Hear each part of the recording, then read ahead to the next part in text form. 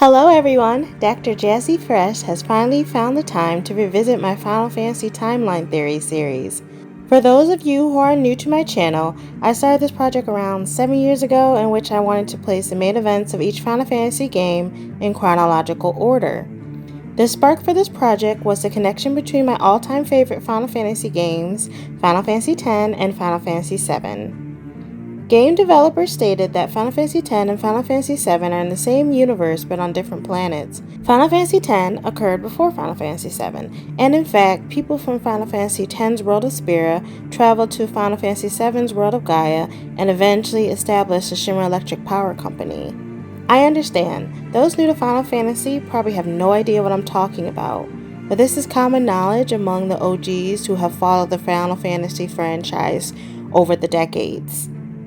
With the release of Final Fantasy VII Remake and Final Fantasy VII Rebirth, I don't know if the developers will still support this connection between Final Fantasy X and Final Fantasy VII, but nevertheless, I've continued to explore how other games could flow into another. Final Fantasy currently has 16 main games and a bunch of spin-offs and other related titles. Each game has their own unique story, cast of characters, and worlds. Themes found throughout the games include free will and divine rule, balance of light and dark, perceived good and evil, redemption, forgiveness, the cycle of life, fate, defiance, environmentalism, living with trauma, despair and loss, blind faith, rebellion, imposter syndrome, identity crisis, familial expectations, adventure, and of course, bonds of love and friendship. My initial timeline was put together around the time Final Fantasy XV was released. However, the game took a couple more years, even after its release, and many DLCs later, to get the full story. Furthermore, I wasn't too familiar with the whole story of Final Fantasy XIV, as it is an online game, and they've also released a few more sequels over the years. I discovered, though, that this game is by far one of the most important Final Fantasy games to date in terms of lore and the structure for the Final Fantasy universe. I initially placed the events of Final Fantasy XIV in the second position on my timeline, but after much research, I feel it is safe to say that a couple Final Fantasy games occurred before Final Fantasy XIV. Furthermore, Final Fantasy XIV, Final Fantasy XII, and Final Fantasy III are heavily connected and close in time. In addition, my flow from Final Fantasy VI to 1 to 3 is most likely backwards. Lastly, when Final Fantasy I Stranger of Paradise was released, some familiar faces made an appearance which forced me to push Final Fantasy V, Final Fantasy XV, and Final Fantasy II before Final Fantasy I. However, this idea of interdimensional travelers using temporal rifts, like we see with the Emperor of Final Fantasy II and Gilgamesh of Final Fantasy V, probably can travel anywhere and to any point in time, but despite this, I still believe their games occurred before Final Fantasy I. In other words, this timeline you see here was scrapped completely and I redid it. Moving forward, we are entering into spoiler territory, so continue at your own risk. This is where I will start my reintroduction to the new arrangement of Final Fantasy games in chronological order. To keep this video from being too long, I will highlight key characters and events that contribute to my placement of each Final Fantasy game's main titles. In this timeline, I have included Final Fantasies 1 through 16, Final Fantasy Type 0, Final Fantasy I Stranger of Paradise, Dissidia, and Final Fantasy Crystal Chronicles. I excluded other games such as Final Fantasy Tactics and Vagrant Story, as we already know they are part of the world of Ivalice from Final Fantasy XII. To start, for each game, I looked up the ancient legends describing the world's creation and key events in the early history of each of the game's stories. Final Fantasy I spoke of ancients called Luthanians that saw the rise and fall of their sky civilization, followed by the creation of a time loop. Final Fantasy II spoke of a being named Satan that possessed emperors. Final Fantasy III spoke of floods of light and darkness separating a floating continent from the surface world. Final Fantasy IV spoke of their world as a blue planet and the Lunarians hailing from a planet between a red planet and the Great Behemoth. Furthermore, their planet was visited by an extraterrestrial with recording crystals. Final Fantasy V described their planet being birthed from the void and being split into two different worlds to trap a strong wizard.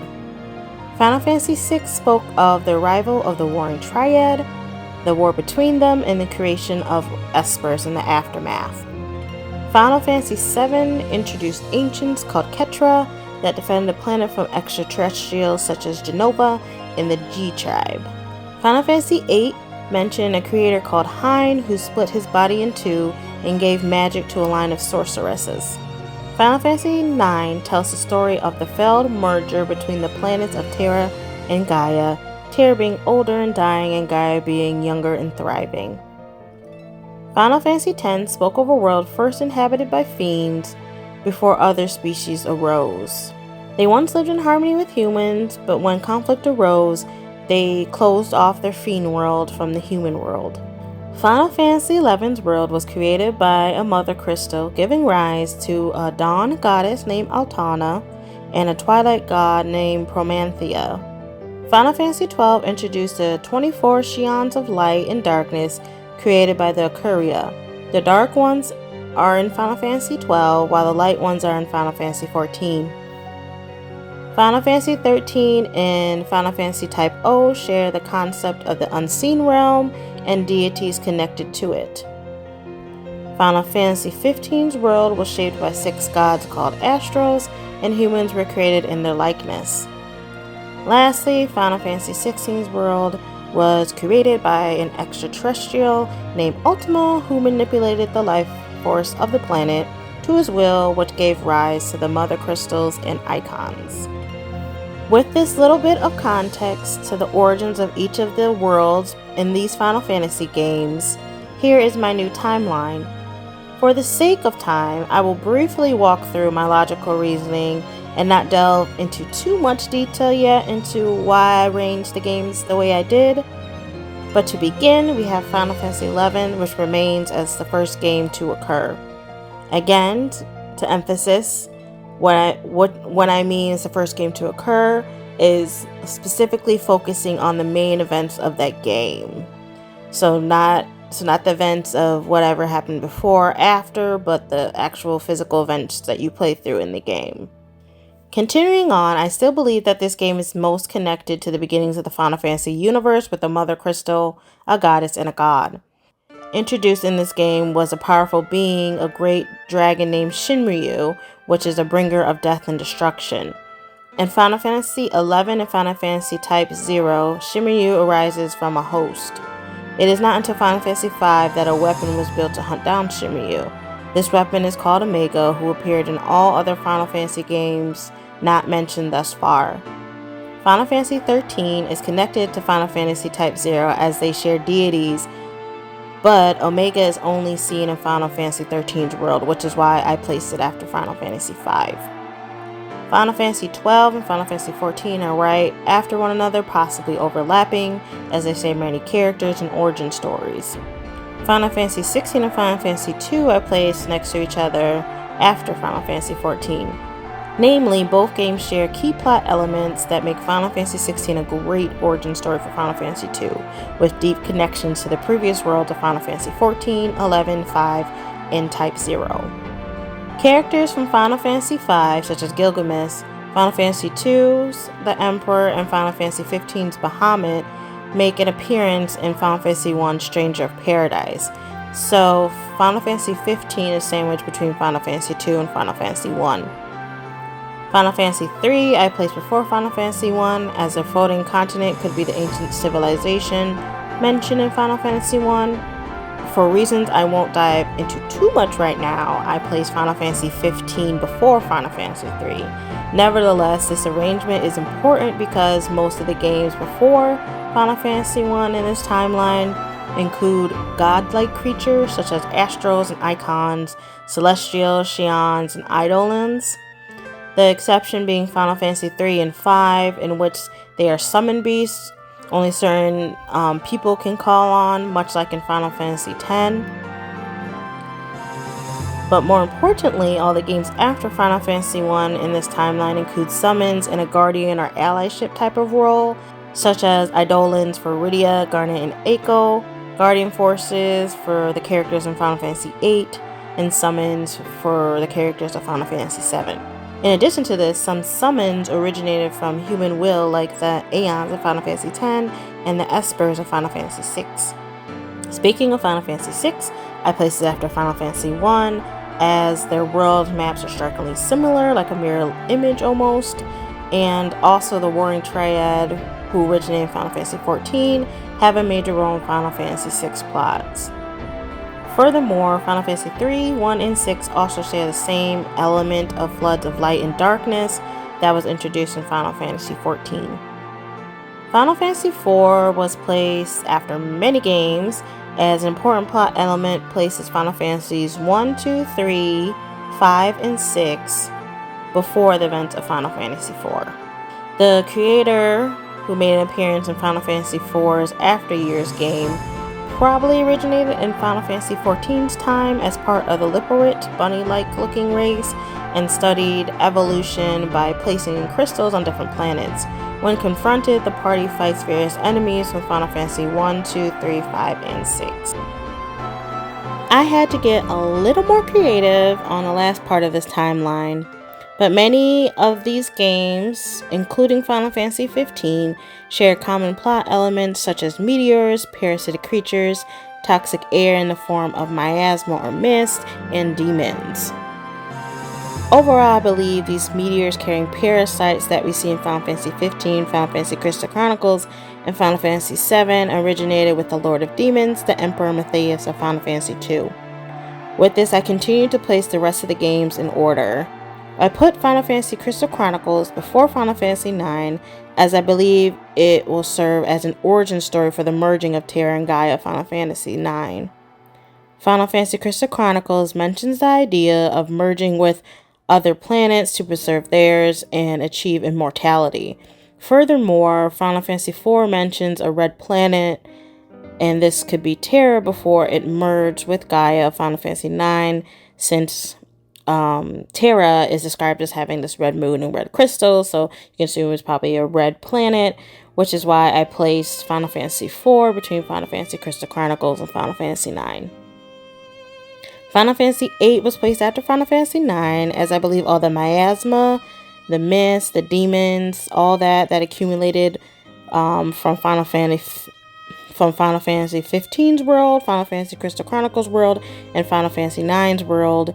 All this negative energy, all these demons, all these fiends were essentially absorbed into the moon that is connected in Final Fantasy VIII and fueled this event called the Lunar Cry.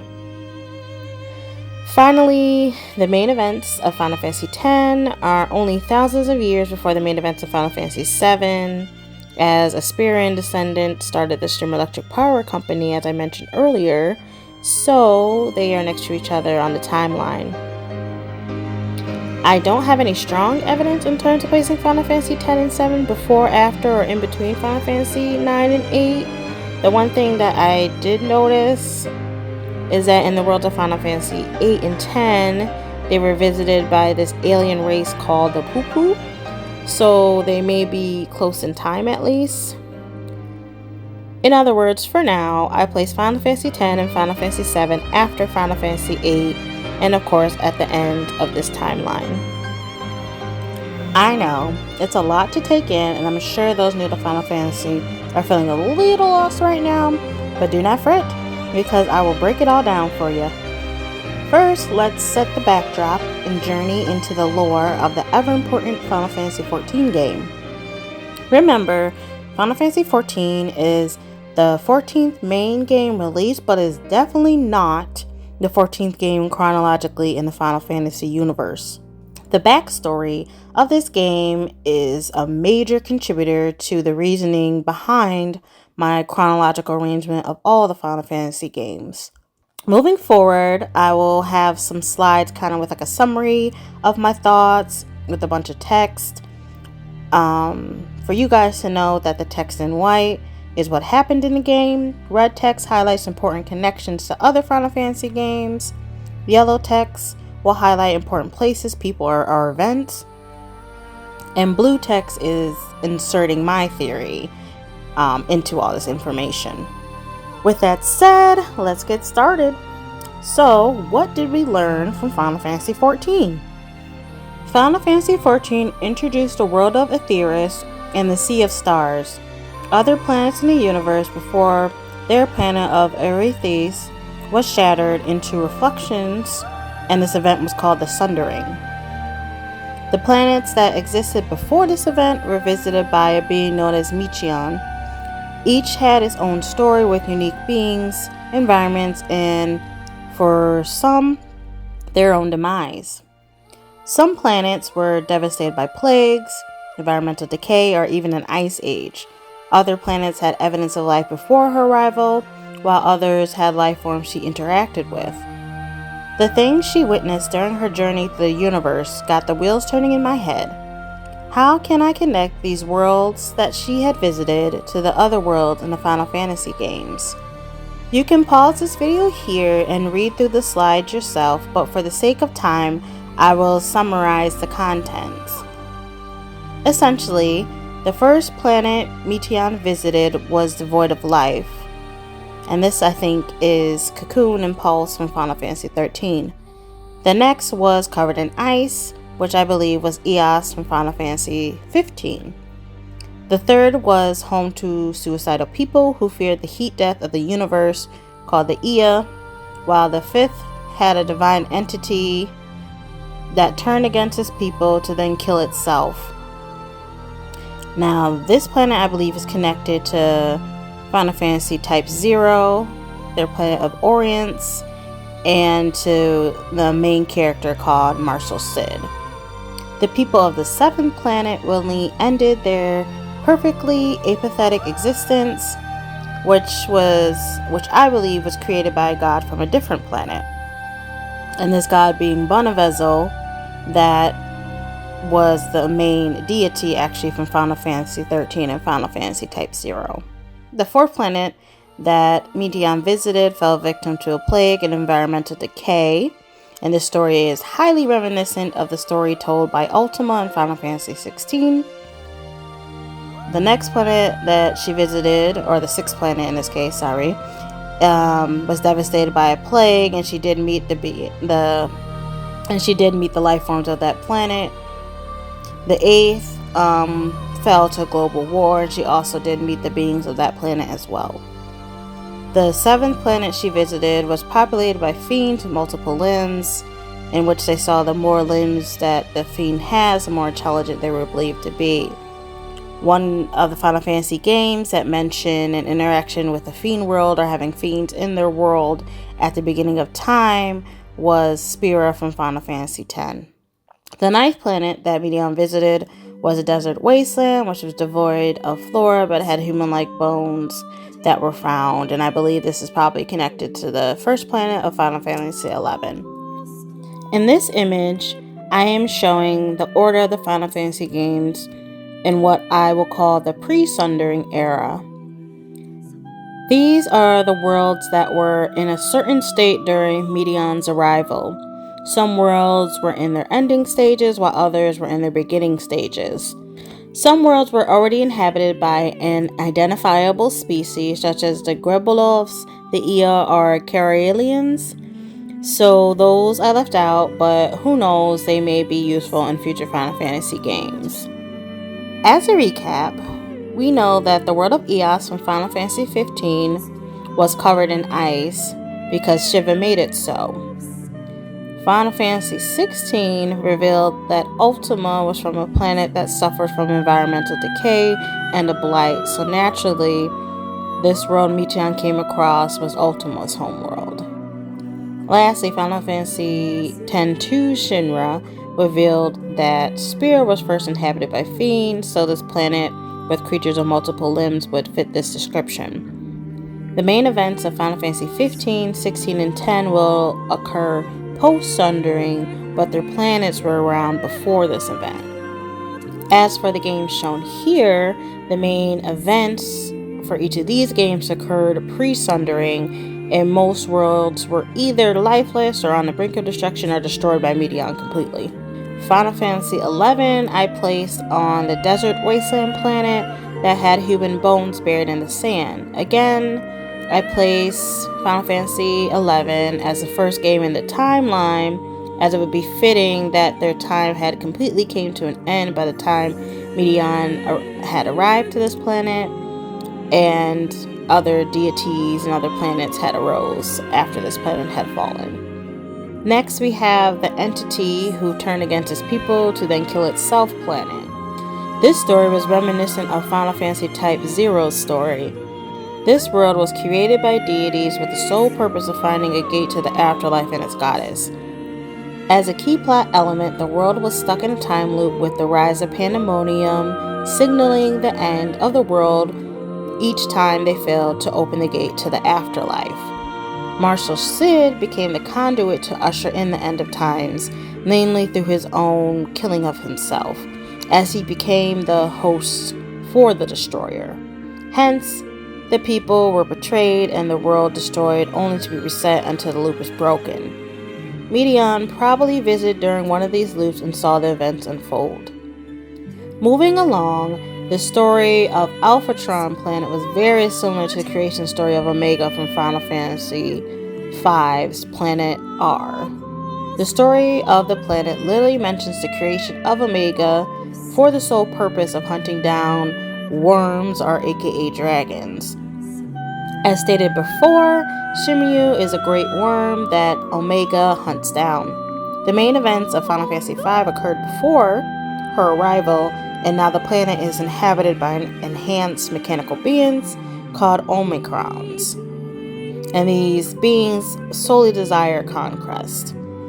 Interestingly, Medion destroys both Alphatron and Dragonstar, which probably sent many beings into the interdimensional rift, including Omega and Gilgamesh.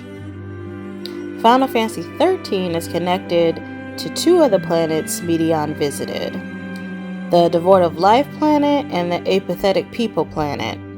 The ending of Final Fantasy XIII's Lightning Returns had important dialogue between she and the god Bonavizel, which gave us an insight into his perfect world. Much of what he said is highly reminiscent, almost identical to the description of the planet with the apathetic nihilistic beings. Maybe he got his wish after all.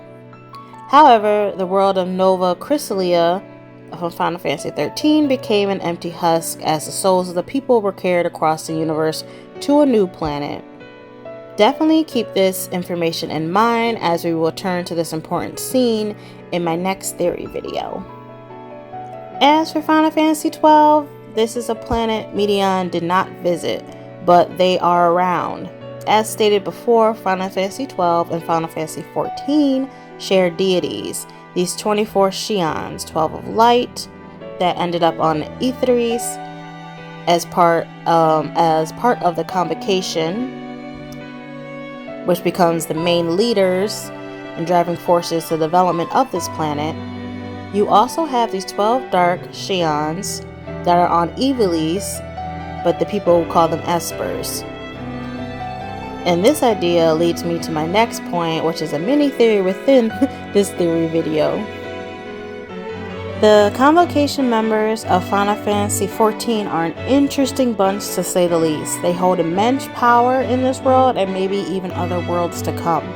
In Final Fantasy XIV, it was revealed that Elidibus, who's also known as Themis, made it his mission to bring darkness where there's too much light and to be the light where there's too much darkness. This is shown by him being the host for Zodiac, while also taking on the role of the Warrior of Light that will appear in Final Fantasy I's world.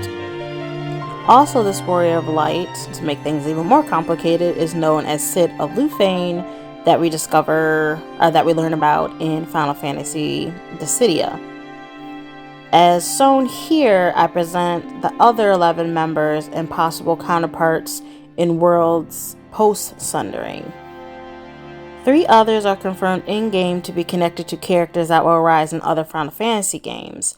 Fan Daniel will become Amon of Final Fantasy III, although his appearance, in my opinion, is closer to that of Hein of Final Fantasy III.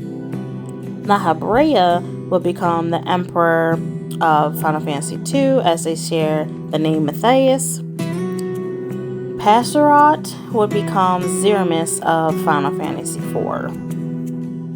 As for the rest, I wanted to predict who they could be connected to based off their associated elements. As you can see, even though Ikithurum looks like a mix of Lightning and Yule of Final Fantasy XIII, the associated element of Soul makes me think she could be connected to the sorceresses of Final Fantasy VIII, such as Minoa and Ultimacia, as they share the magic of the great mage Hein. Logarith and Mitron, I believe, stayed on what's called the first reflection of Final Fantasy XIV, which would equate to the world of Final Fantasy I, I believe.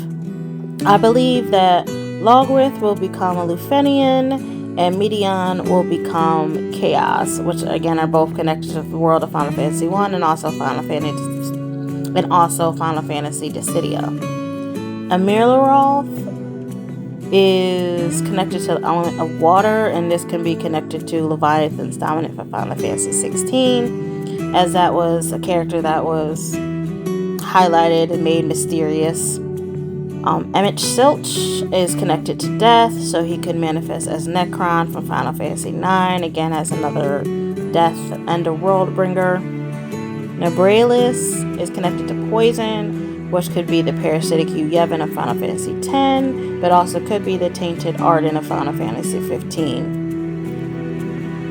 Amarut is associated with Aether and or life, so that could be Verstill of Final Fantasy XV, as he studied these microscopic life forms to make an army of demons.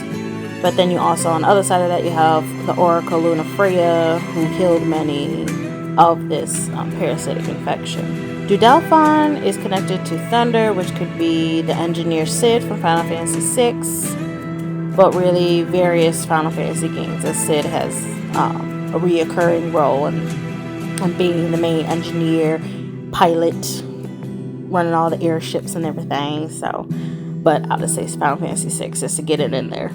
Last but not least, Ultima is associated with Holy, which could be Aerith of Final Fantasy VII. As we know, she is highly connected to that spell. But let me know your thoughts, who you think these Convocation members could be in other worlds. But for now, I pretty much laid it out to include one member, at least one member in each of these post-Sundering worlds. As I wrap up part 1 of my theory videos, it is important to not confuse the worlds Medion visited with the Sundering Worlds or the Reflections. So in Final Fantasy XIV, there are 13 Reflections. 7 were rejoined with Zodiark, 5 are independent, and 1, being the 13th, was lost to the Void. Again, the first, I believe, became the new planet that the events of Final Fantasy 3, 1, and 6 will occur on. The other reflections are tied primarily to Final Fantasy 14, with the exception of the 13th that has familiar foes actually from